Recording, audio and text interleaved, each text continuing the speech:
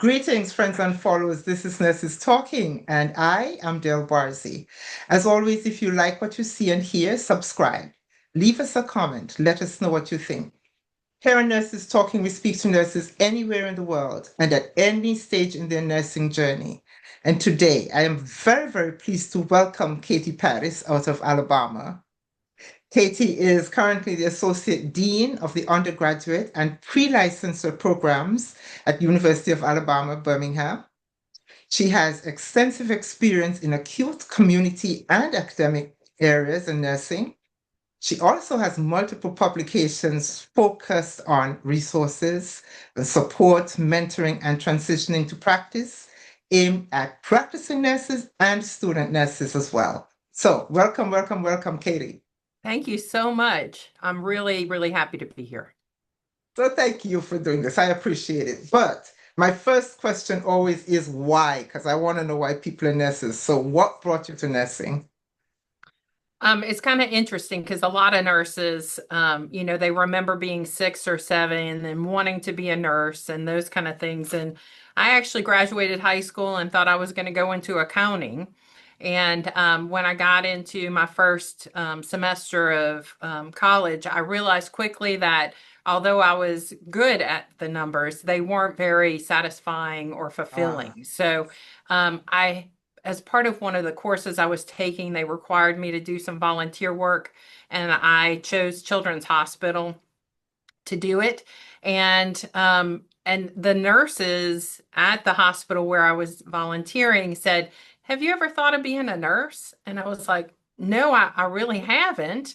And I really hadn't thought about the role, really. And they said, "You would be a really good nurse. We can tell the way that you are with the patients and the family and how collaborative you are and how you communicate."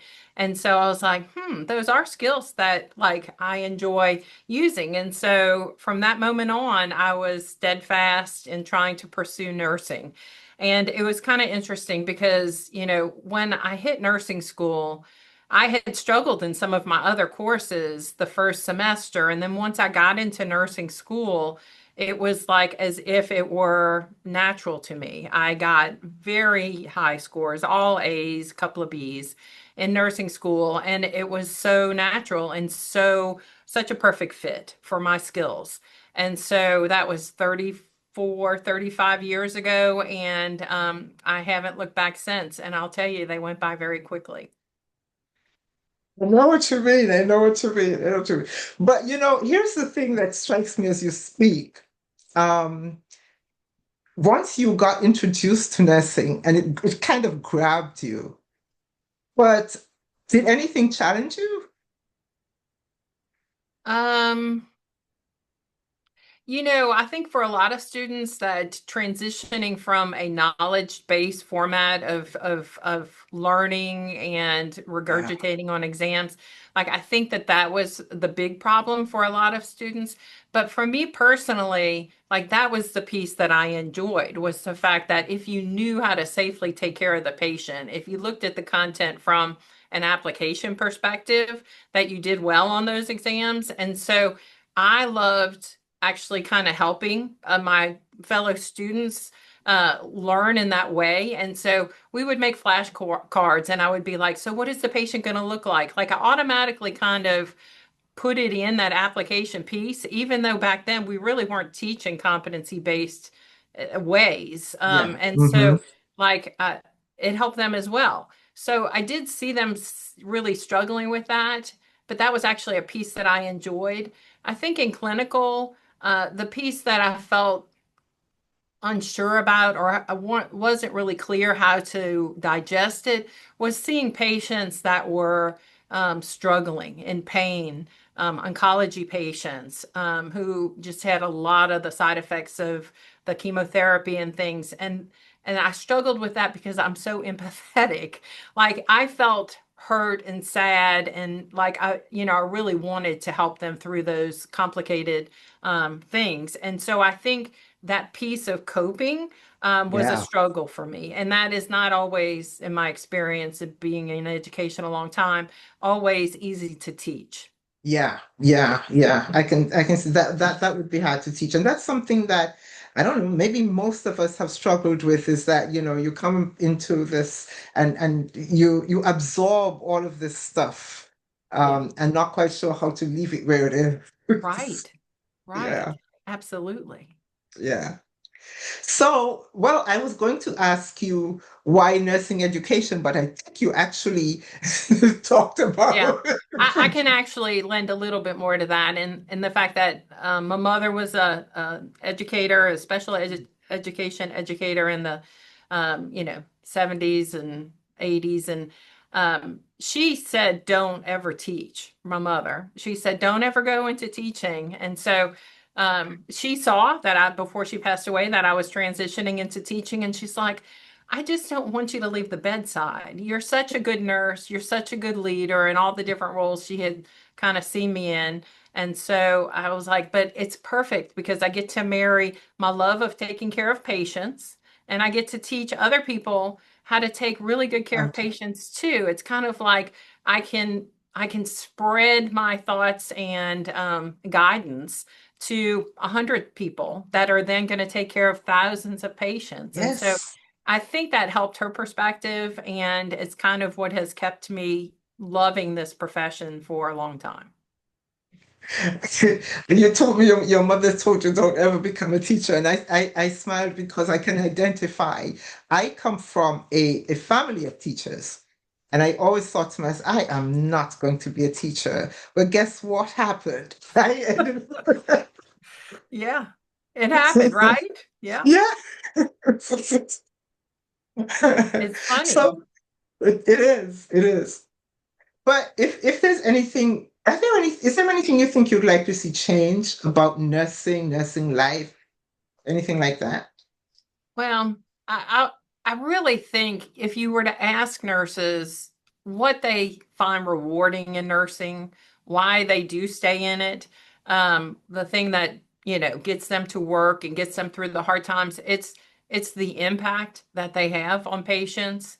It's the ability for them to advocate for patients, be their voice, to be able to identify things that are going on with them before anybody else has, to kind of make that real difference in their care and their outcomes.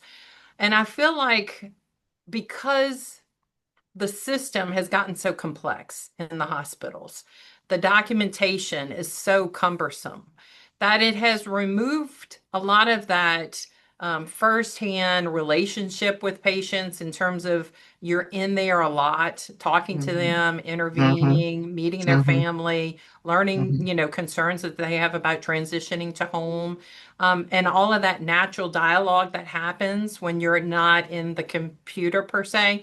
And so I would say that I feel like nurses have been pulled away from the thing that is the most rewarding about nursing.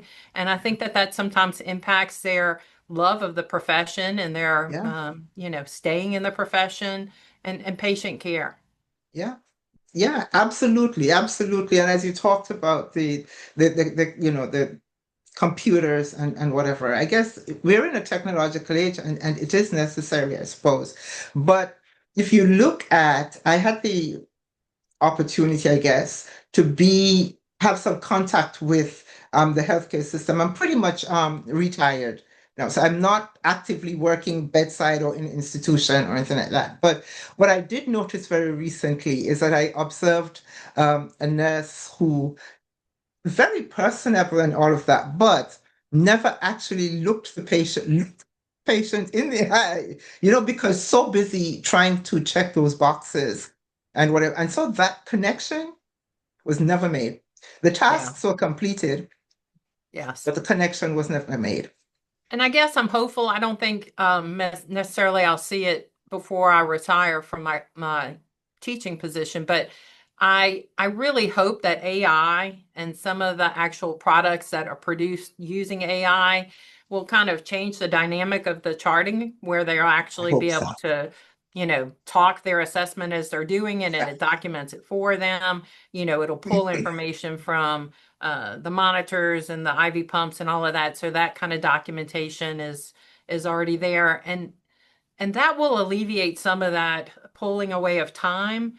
But the Yeah. piece that we are struggling with to teach now, which is teaching the soft skills or power skills in my mind, which is, the caring, the empathy, the advocating, the leadership Yeah. skills, the professionalism, all of those things that are really subjective and not always, on an exam kind of thing. Yeah. Like, then we really need to concentrate back on that so that the time that is saved with technology can then translate into that relationship evolving again so that they Yeah. can have that more of a stronger relationship and knowledge about the patient and what's going on and changes, and being able to be their voice, because that is the piece that we know is rewarding, that I hear over and over again from nurses that miss that Yeah. kind of relationship. Yeah. Yeah. That is the piece that's rewarding for the nurse, and that's also the piece that makes the patient feel safe. Yeah, yeah, And absolutely. and I think that's one of the things that we're missing is that we have a lot of people that we're taking care of who don't feel safe. Or, for a long time we've been regarded as the most trusted profession, but I'm beginning to see that I don't think patients really feel safe Hmm. anymore.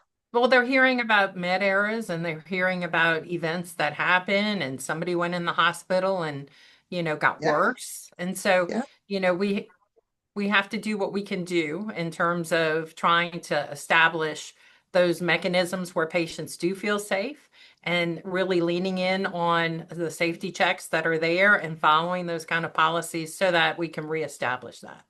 Yeah. Yeah. Yeah. So kind of following up on that, I have been trying to, in my mind, visualize what I think nursing might look like in about a decade or so. What do you think you see? Yeah, I see a lot of technology, and a lot of AI use. The thing about AI, which is great, is that, it does give you a summary of what it finds on the internet. But Yes. if you don't have the background knowledge to know the accuracy of it, and it might be partially accurate and then the Mm-hmm. other piece not, then if you don't have it built in to question or the fundamental knowledge to know that, oh, yeah, that doesn't sound like that would be a good thing to do, Yeah. then that worries me, that we will lean so much into technology that we lose the number one common sense and the knowledge piece that allows you to know what's safe and what's not. But then also, that we lose our eyes in terms of, is this patient really getting better or not? Is Yeah. this machine accurate Mm-hmm. or not? Because the saturations are looking good, but you know what? They're breathing heavier and they look more in distress, Mm-hmm. or having to sit the head of the bed up. Like that complex kind of puzzle piece that we always are Yes. able to, the clinical judgment piece. Mm-hmm. I Mm-hmm. don't want that to be lost Yeah. with the future of technology and nursing. Yeah. Exactly. Exactly. Exactly. So, having done all of this, because you've done a lot, and seen a lot in terms of change and stuff like that, if I said to you, Katie, I really want to be a nurse, what advice would you give me? I would say that is wonderful. Tell me why.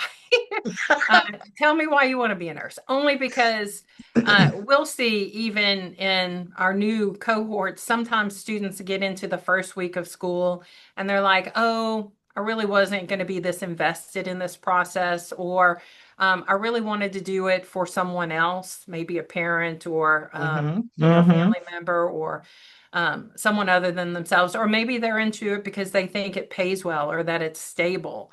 The thing about all of those reasons is, they're not sustainable. It's a very Mm-hmm. hard job. It's Mm-hmm. not just a physically laborious job. It's an emotionally laborsome job, but also, it's very stressful and potentially draining and complex, especially if you have a family and you want a very balanced life. You have to keep the perspective of the hospital doesn't close if that's the environment you're working in, and patients are there on Christmas Day. And so how do you marry those Yeah. kind of things? Yeah. So Yeah. as long as Yeah. they kind of had a true picture, which I love when they come in and they've done shadowing or they're a PCT and they've done some exposure to the expectations of those kind of roles, because then they know what they're getting into. And Yeah. so I would say if it's for caring, for making a difference, for being able to have that complexity and trying to figure out the puzzle pieces, I would encourage them because it's definitely an extremely rewarding profession. It has been for me, which has evolved over a long, long period of time. Like I said, I've never regretted it a moment. Yeah, yeah, yeah, yeah, yeah. I get that. I get that. And definitely, even sometimes when I have thought, especially earlier on, when I thought, oh my goodness, I cannot do this another day. Guess what? The next day I get up and bounce back and Yeah. yeah, Resilience. It's yeah, resilience, and then I think it's just the ability to know that you're there because people need you, and yeah, like there's not someone who can just step into those shoes. yeah. Yeah. Exactly, exactly, exactly. I have one more question, Katie. Yeah. Or maybe it's a two-part question, really. Number one, I want to know, what does self-care mean to you, and what do you do to take care of you? Yeah. So self-care, everybody says, oh, you have to have a balance and things like that. And I've kind of tried to stay away from like it's an equal scale Yeah, because you really spend, over 50% of your time at work and then another chunk of it sleeping. So it gives you a few hours during the day to actually focus on self-care. Um, but I think self-care is individualized. I yeah, wouldn't say I'm the best at it. I would not say that at all. I tend to really love what I'm doing, and so I do work on the weekends and the evenings, but it's truly a choice. Like, I mean, I could choose not to, but I really do enjoy that piece of it. I enjoy writing, I enjoy collaborating, and so I guess I fold that into something I enjoy, so it yeah, becomes part of my own self-care. But I do think it's valuable to take vacations and take time to rejuvenate yourself, to refocus, to gain that energy that you would lose working anywhere full time, but also nursing full time. It's very fatiguing. So to rejuvenate, I think everybody has their own idea of what's, hmm you know, the way to fulfill themselves. I love hiking. I throw pottery as a hobby, and I love to read. And probably the thing I do the most is spend time in my yard, planting flowers and bushes and getting dirty and sweaty. And that is very therapeutic for me. In that case, in that aspect, you and I are sisters. If my hands are in the dirt, I am happy. Me too. Me too. And my birds, like I have a whole sanctuary in my backyard. I have so many toads and frogs this year. It's unreal. I love it. I love it. I love it. Katie, thank you so very, very much for this conversation. I truly have appreciated it. I've had a good time talking to you. Thank you so much. I have thoroughly enjoyed it. Alrighty, have a good one. You too.